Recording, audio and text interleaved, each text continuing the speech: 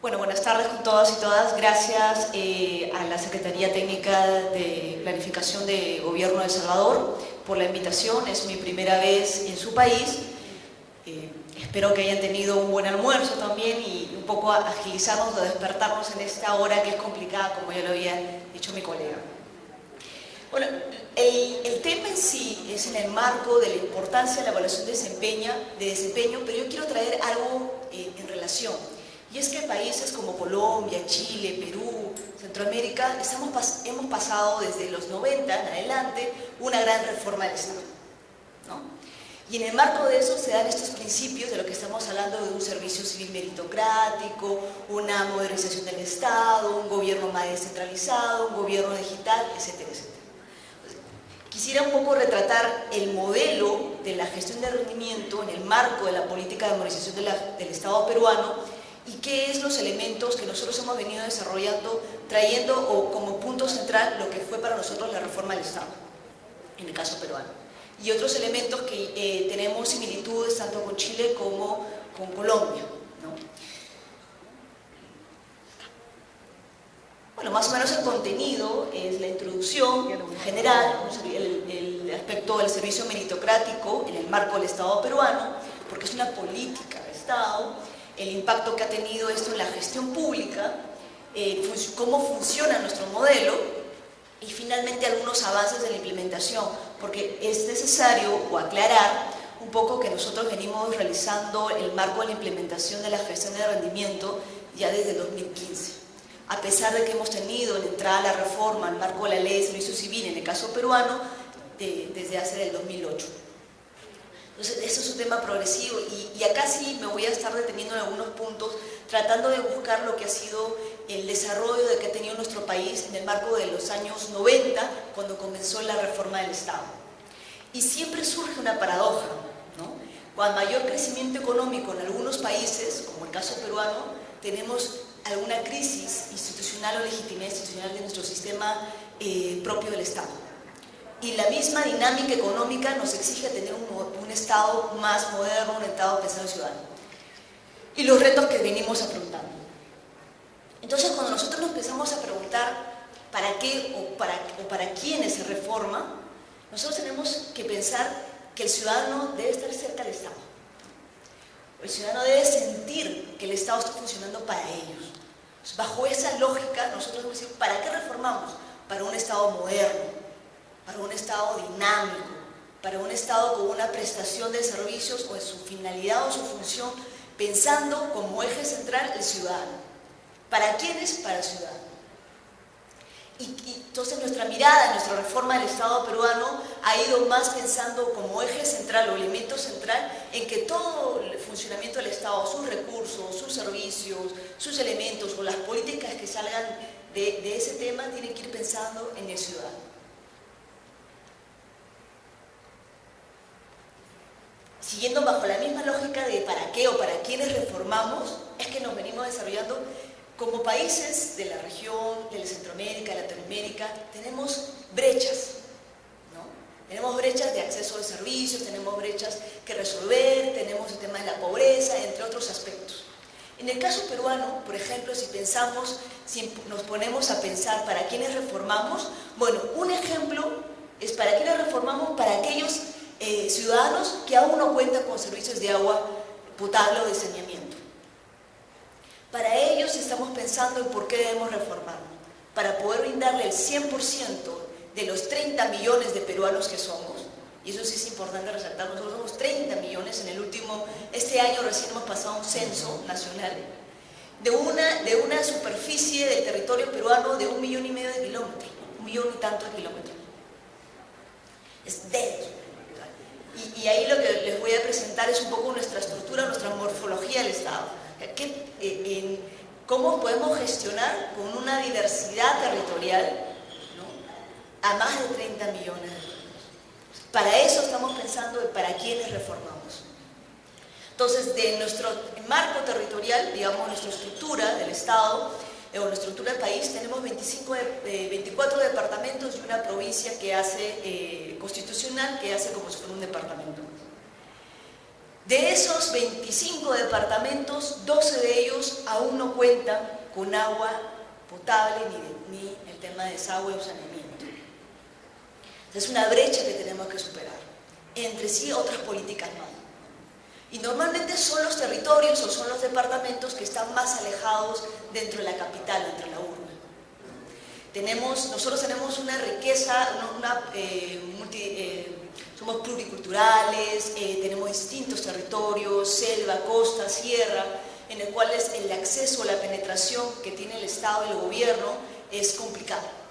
Pero aún así, para eso debemos pensar en un Estado moderno, en un Estado que empiece a articular su visión con el ciudadano para incorporar o reducir las brechas que existen. Entonces, en este marco, en esta lógica, 30 millones de peruanos, 25 departamentos, etcétera, etcétera, es en que pensamos a modernizar. Los niveles de gobierno que tenemos en el marco de nuestro país, tenemos 3 niveles de gobierno. El ámbito central, el ámbito nacional, el ámbito regional, que sería acá sus 14 departamentos que creo que tienen, y en el ámbito local. El ámbito local son sus municipios. Ustedes tienen un promedio de 200 a 250 municipios, ¿verdad? Nosotros tenemos 1.800 y tantos municipios. Entonces, sí, es inmenso. Y cuando nos ponemos a pensar, el ámbito del territorio nacional es todo el país. El regional, una región, un departamento con sus propias políticas, con sus propias competencias, y en el caso del local, sus ámbitos de su circunscripción. Por lo tanto, políticas diversas de distintos sectores en distintos niveles de territorio. ¿Cuál es digamos, uno de los elementos a superar? La articulación entre todas las políticas que existen en los 3 niveles de gobierno y la mirada de visión de país como tenemos. En un país diverso, ¿no? Multilingüístico, pluricultural, entre otros aspectos. Y con brechas establecidas, ¿no? Educativas, de salud, de pobreza, anemia, entre otros aspectos. Cuando empezamos a ver, somos 30 millones de peruanos en el último censo, tenemos una cifra que Servir hizo hasta el 2016, hicimos un estudio para saber cuántos servidores públicos normalmente somos, ¿no? Porque no tenemos una planilla o un censo general, pero bueno, en base a nuestro Instituto de Estadística e Informática, realizamos un estudio y determinamos que por cada 100 habitantes existen 5 servidores, en promedio. Pero hay departamentos que tienen menos de 5 servidores. Y hay departamentos que tienen que hay un solo departamento en nuestra estructura, en nuestro marco de Estado peruano, que tiene 10 servidores por cada 100 habitantes. Esto quiere decir que en promedio somos, hasta el 2014, que es la última encuesta oficial, porque este año hemos tenido otra encuesta nacional para poder determinar que todavía está procesándose, éramos más o menos 1,5 millones de servidores. La tendencia es que a este año, al 2018, seamos 2,5 millones de servidores públicos o servidores civiles. Pero acá hay otra particularidad, a diferencia de mis hermanos países de Colombia y de Chile. Nosotros tenemos una diversidad de regímenes laborales con el Estado. No tenemos una carrera pública. Para eso es el tema de la reforma del servicio civil. Un solo régimen, una sola carrera. Tenemos una diversidad de eso. Y también tenemos una gran cifra que no podemos contabilizar porque son un régimen o son una modalidad de contrato que no está establecido, no existe un registro. Así que podemos ser más, ¿no? Pero ese es en promedio de datos oficiales, 1,5 millones a 2 millones de servidores. De estos servidores, el 46% o 46% aproximadamente son servidoras públicas, ¿no? Mujeres. La mayoría de los servidores se concentran en el ámbito subnacional, es decir, en el gobierno regional y en el gobierno local. Casi el 30-38% en el gobierno central. ¿Por qué estas cifras los estoy invocando estas cifras? Porque es importante que ustedes entiendan nuestra organización del Estado peruano y la forma en cómo hemos venido gestionando lo que son el tema de la gestión pública. Nosotros tenemos aproximadamente, en promedio, 2.500 entidades. 2.500 entidades. Para 1,5 millones de servidores.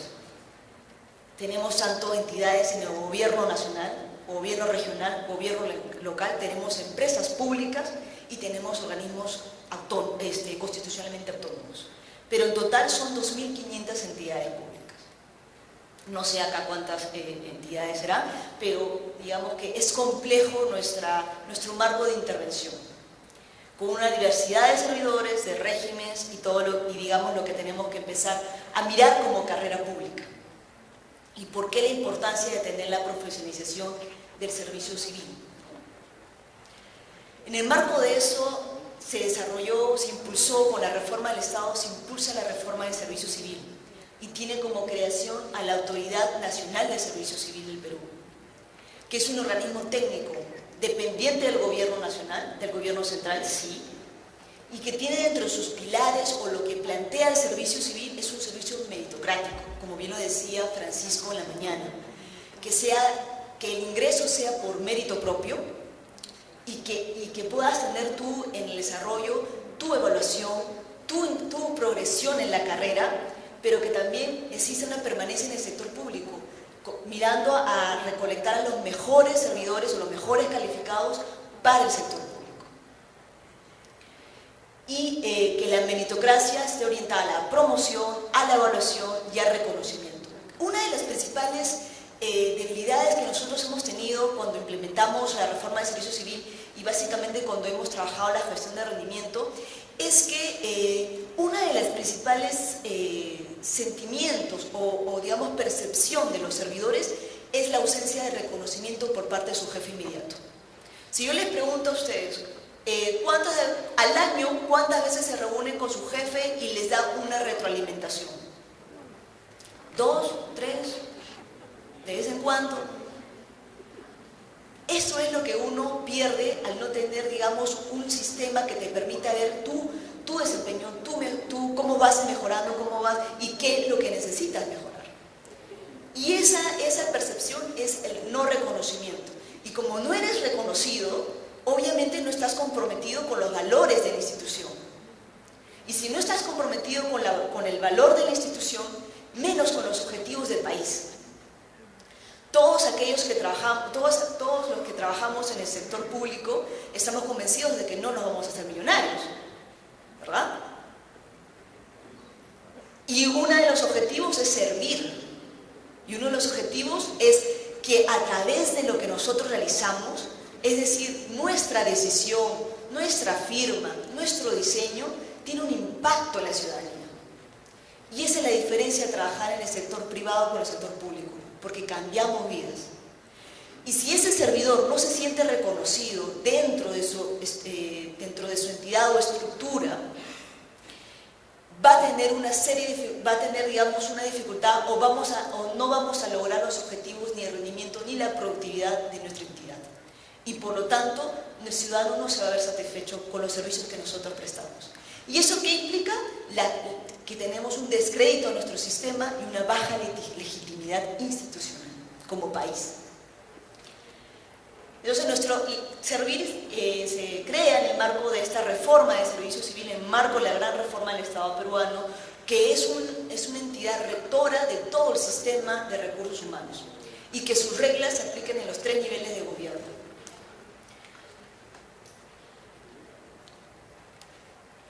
Cuando se diseña el servicio civil, o cuando se diseña la gran reforma y se diseña el sistema administrativo de recursos humanos, se empieza a pensar, más que por procesos, se empieza a pensar en sistemas y en un subsistema. Nuestro sistema de recursos humanos del Perú tiene 7 subsistemas, dentro de los cuales uno de ellos es la gestión de rendimiento. Dentro de la gestión de rendimiento está la evaluación de desempeño. Y hago acá la diferencia, porque la evaluación de desempeño, si nos ponemos a desarrollar lo que bien desarrollaron en la mañana uno de los españoles que ha venido trabajando fuerte este tema, que es Francisco Longo, vamos a transitar entre la mirada de la evaluación a una mirada más de rendimiento. Dejamos el tema de la calificación cuando lo que buscamos es medir el rendimiento de las personas, porque es el capital humano de la entidad. Y a través de eso podemos obtener resultados. Y porque no solamente me quedo en la calificación, sino porque también me quedo en la retroalimentación. Y si es necesario, planes de mejora al servidor. Porque la verdad es, los servidores públicos que estamos también venimos con brechas de nuestro sistema educativo. Al menos lo que estudiamos en las universidades públicas, o venimos de la formación, o somos producto de una formación de las escuelas públicas. Yo soy producto de la formación de las escuelas públicas. Y mi vocación es con el Estado en retribución a lo que me ha dado una carrera. Entonces, el rendimiento ya se mira desde otro componente. No una calificación, sino una mirada de cómo su rendimiento va a impactar en el servicio de la unidad y cómo se puede ir mejorando en el desarrollo de las personas. Entonces, el modelo de gestión de rendimiento es identificar los aportes que todos nosotros podemos tener en la entidad o en el puesto de trabajo. Lo que nosotros hacemos, ¿en qué está impactando en el servicio que brinda mi entidad? Los que trabajan en temas de agua, lo que ustedes realizan, la función que usted realiza, ¿en qué impacta en el objetivo de su entidad? Si eso no hemos identificado, si eso no está identificado, si no se ven los aportes, hay una baja de reconocimiento. Y por lo tanto, me quedo en la rutina, lo que vengo haciendo normalmente. Y voy a tener servicios públicos lentos o de baja calidad. Y por lo tanto, la gestión de rendimiento, el modelo de gestión de rendimiento promueve el buen rendimiento individual y como equipo. Pasa la lógica de que yo, mi tarea, dueño de puesto, no, ahora lo veo de una manera más organizacional, como equipo. Como decía láminas anteriores, el modelo de gestión de rendimiento va más allá del tema de la evaluación de desempeño. Es una mirada más global, hasta una mirada de políticas. Y finalmente, en el caso del modelo peruano, se define en el marco de la visión estratégica de las entidades, del sistema de planeamiento. Y por eso cuando saludo que este tema esté siendo impulsado desde la Secretaría Técnica de Planificación, es un gol, porque está necesariamente vinculado una condición para el éxito de cualquier modelo de gestión de rendimiento, es que esté vinculado al sistema de planeamiento. Porque tiene una mirada, tiene una visión a lo que quiero llegar. Y lo que quiere llegar, los motores somos nosotros, los recursos humanos. Y finalmente, el modelo de gestión de rendimiento, el modelo peruano, tiene una metodología, tiene instrumentos. Ha sido desarrollado en los últimos 7 años. No ha sido fácil, porque es complejo, porque cambia cultura organizacional.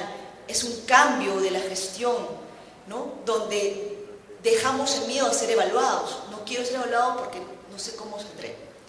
Pero las oportunidades no es desvincular, no es una herramienta para desvincular, no es un proceso subjetivo, que si le caigo bien a mi jefe inmediato o no, me va a poder calificar óptimo o no.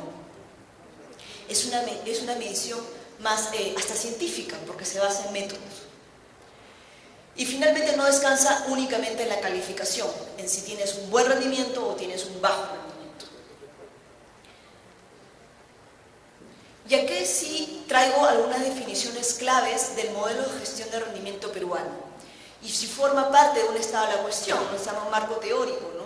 Porque nosotros hemos tratado de desarrollar un marco conceptual del modelo de gestión de rendimiento basado en que nuestro modelo se basa en la retroalimentación de los resultados del desempeño. Y como resultado de la retroalimentación se establecen planes de mejora. ¿Y qué son los planes de mejora? Los planes de mejora vienen a ser aquello que necesita ser perfectible, o ya sea a través de la formación de la capacitación o a través de unos mejores instrumentos o el mejor diseño de nuestras funciones también. Porque a veces vemos que en un espacio de trabajo, 3 o 4 personas hacemos hasta la misma función, cuando esta mirada te puede dar una redistribución más objetiva de las funciones que uno puede tener. ¿Y cómo logras eso? Articulas y tienes un mejor desempeño como equipo. Cuando la mirada o la tendencia es pasar de lo individual a rendimiento grupal.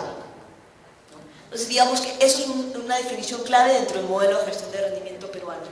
Otra definición es que el modelo desarrollado por Servir se basa más en un esquema de evaluación de 90 grados, es decir, donde el jefe, o el jefe inmediato, el jefe directo, es quien evalúa a su personal a su cargo. ¿Y esto qué permite? Durante los 4 años que hemos estado implementando, ha tenido un impacto directo en la comunicación interna de los equipos. Al yo comunicar o saber lo que estoy haciendo, me permite saber la potencialidad de mi recurso humano. De repente he encontrado una persona que fue contratada, no sé, para en el caso de nosotros de la gerencia, un análisis regulatorio, y me doy cuenta que es una persona que está empezando a diseñar sistemas. Entonces potencio y redistribuyo funciones que tengan impacto en los objetivos de mi unidad. Pero solamente lo logro cuando conozco de manera directa, intercambio lo que voy desarrollando. Y eso lo tengo en este esquema de poder vincular de 90 grados, un esquema de retroalimentación.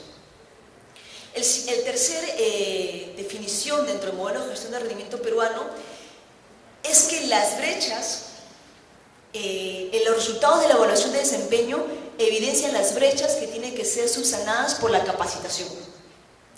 La capacitación o la formación no es la medicina, por si acaso, pero sí ayuda a mejorar destrezas, competencias, habilidades, entre otros aspectos. Siempre y cuando yo determine o realice siempre y cuando los resultados de la evaluación de desempeño sean pertinentes. Porque si yo le pongo metas digamos operativas o metas que no estén muy vinculadas, o simplemente he puesto metas sin darme el tiempo a revisarlas, los resultados pueden ser dispersos y se distorsiona el modelo. Por eso que sí es necesario que tanto los de recursos humanos, el capital de recursos humanos, los responsables de las jefaturas de recursos humanos tengan esta mirada y empiecen a dedicarse a poder asistir a sus directivos o a los de línea, a darle la importancia. Si nosotros no visibilizamos los resultados de la evaluación de desempeño, por lo tanto no podemos saber cómo vamos en nuestras metas como objetivo y como unidad orgánica, como entidad y como país. Entonces, digamos que esos son los 3 elementos claves dentro del modelo de gestión de rendimiento peruano. Y normalmente las brechas que salen para temas de capacitación o formación forman parte de los planes de mejora. Es decir, en el caso de nosotros, como resultado de la evaluación de desempeño, no simplemente dicen, bueno, María, acá has terminado y tienes buen rendimiento. No. Termina también en planes de mejora para ver cómo vamos creciendo, mejorando el rendimiento. Es un modelo cíclico. ¿Cuáles son los beneficios que ha traído el modelo para nosotros en el caso peruano? Es que los directivos les permite reconocer los esfuerzos o los aportes que vienen haciendo sus evaluados o sus servidores. Otro aspecto es que redistribuye o orienta mejor el desempeño de su equipo. Por lo tanto, voy a tener mejor legitimidad y una mejor inversión en caso de presupuesto. Y finalmente, lo que creemos que tiene, que es el impacto inicial, es la comunicación entre los equipos, entre las áreas, entre otros aspectos. Para el caso de las oficinas de recursos humanos o las de talento humano, sea como se llamen en algunos casos, es información oportuna para la toma de decisiones. Y también permite identificar algunas necesidades de capacitación o necesidades en sus planes de clima, por ejemplo, clima organizacional, entre otros aspectos. O lo que debe empezar a hacer, y esto es una crítica que siempre hacemos, ¿no? Las oficinas de recursos humanos no son los responsables de todo el tema, es una responsabilidad compartida. Nosotros en las oficinas de recursos humanos lideran el proceso, pero es una responsabilidad compartida. Todos tenemos que estar involucrados en este tema de recursos humanos. porque finalmente nosotros somos el capital de la entidad. Para el caso de los servidores, como bien les comentaba al inicio, están orientadas mejor sus capacidades, les permite saber en qué debo mejorar, tengo una comunicación, tengo una retroalimentación y puedo acceder a programas tanto de capacitación como de formación más pertinentes y que tengan un impacto directo en la entidad a la que estoy prestando servicios. Y en las entidades obviamente tiene un impacto en la visión estratégica, en los resultados, en la productividad y en la mirada que tiene la organización. A mejor desempeño, mejor rendimiento, mayor productividad, y eso es indiscutible la tendencia de los estudios. Sí es importante mencionar, como les habíamos dicho, la pregunta orientadora inicial es ¿para qué o para quiénes reformamos? Bueno, ¿para qué reformamos? Para tener un Estado moderno, y dentro del Estado moderno una gestión pública moderna, y en el caso del Estado peruano una de las políticas de Estado es la Política Nacional de Modernización de la Gestión Pública, que saludo que al inicio, en la mañana, nos estaba comentando que están entrando a ese tema, que están iniciando, desarrollando el tema de la modernización de la gestión pública. Y esto es clave. Esto es clave porque ordena al Estado, ordena al gobierno, ordena sus funciones, sus metas, sus políticas, y ayuda a comunicar. En el caso de nosotros tenemos ejes. Tenemos tanto de gobierno electrónico, gobierno abierto, articulación, pero tenemos pilares de política. Y uno de esos pilares es el pilar del servicio civil meritocrático. ¿Y por qué meritocrático? Porque para entrar a trabajar al Estado peruano tienen que estar los mejores, los que estén más calificados para desempeñarse en el puesto. Y que sean igualdad de oportunidades. Para el caso de la Política Nacional de Modernización, para nosotros, se basa en una mirada más de orientar a la profesionalización del servicio civil, de la función pública. Y es que al yo tener mejores, o el Estado tiene mejores personas calificadas en los puestos de la administración, va a priorizar el tema de sus objetivos, de sus políticas en la meritocracia. Por lo tanto, se evalúa, el proceso de evaluación de desempeño es parte del subsistema de nosotros de gestión de rendimiento. No es en sí una evaluación de desempeño, sino va más allá. La mirada reciente que tiene nuestro país es que dentro de la política de integridad, la lucha contra la corrupción, que bueno, es un mal endémico en toda nuestra región, es incorporar el tema de la gestión de rendimiento. Por la meritocracia te ayuda a permitir a reducir estos niveles de corrupción y permitir un mejor modelo de países orientados a la integridad. Entonces estamos en el marco también vinculados a eso. La nueva gestión pública, basada en el tema de la gestión de rendimiento, orienta eso a una medición de desempeño de valor, de generar valor público, y también a la orientación de resultados. Acá hay dos aspectos claves, ¿no? Nuestro modelo se basa en cómo lo hacemos y para qué lo hacemos. ¿Cómo lo hacemos? Con procesos, con insumos de la planificación, del sistema de planificación, de las funciones que tienen las personas y de los servicios o productos que nosotros brindamos. ¿Y para qué lo hacemos? Para un resultado específico como entidad, como país, y una visión más estratégica. Si lo pueden ir viendo, es una cadena de valor público, ¿no? Ese es el esquema que nosotros seguimos como modelo. ¿Ha tenido un impacto en la gestión pública el tema de implementar la gestión de rendimiento? Sí, porque está visibilizando los aportes de los servidores en las entidades de nuestro Estado peruano.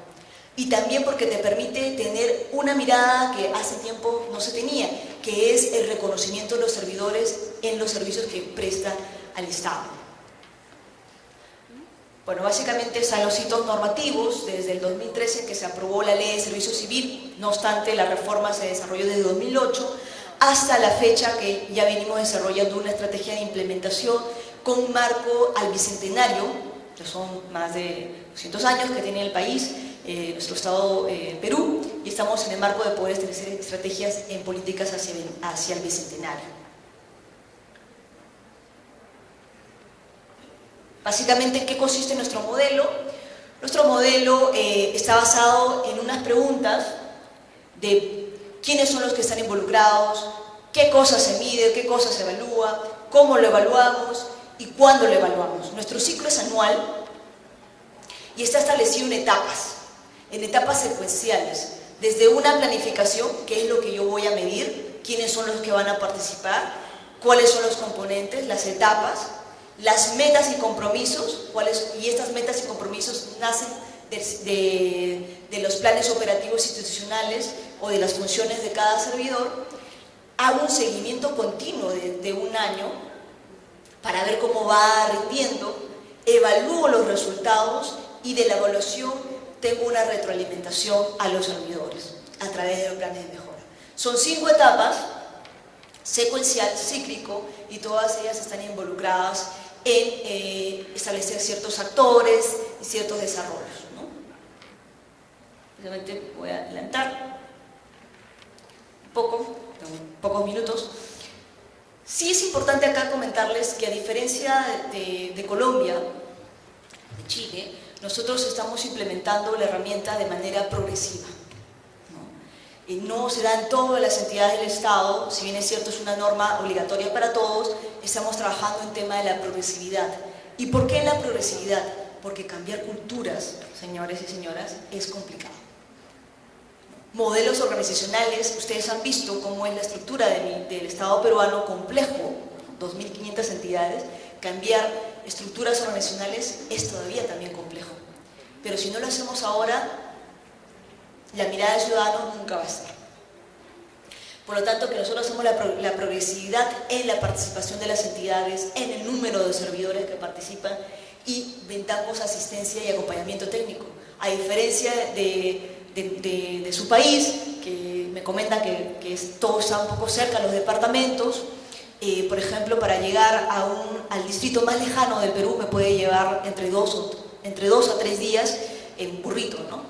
O en trocha carrozable. Entonces esa lógica de llegar o del estado más cercano entre los distintos niveles de gobierno es complejo, por eso que es progresivo el tema.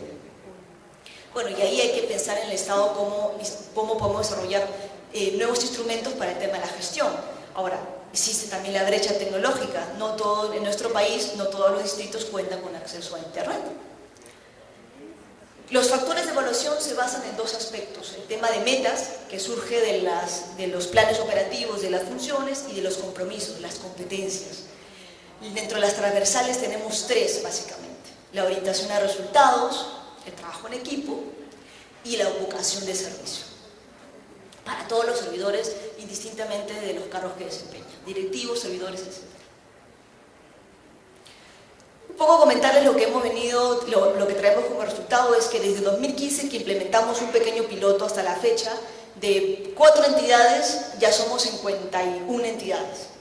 La meta para el 2019 es ser 200 y al 2021 ser por lo menos 1000 entidades desde el gobierno central y regional que implementen el modelo.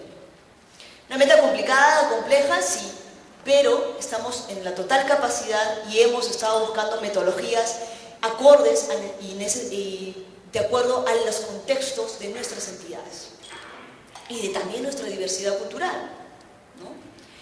Y hemos pasado desde 600 servidores a ser evaluados hasta llegar a casi 11.000 servidores, ¿no? De 1,5 millones. Por eso digo que es progresivo en el caso del modelo peruano. Como ven, hemos ido incrementando, pero en el caso del gobierno central, a la fecha, ya llevamos el 90%, ¿no? De los ministerios, que son, digamos, los órganos rectores de las políticas de Estado, en nuestro caso ya estamos en el 90%. Todos los ministerios, a excepción de uno, están implementando el modelo de gestión de rendimiento. Y es que hay unas condiciones previas para implementar. Y esas condiciones previas es que la institución tenga los documentos de gestión o su mirada estratégica esté más o menos clara o definida.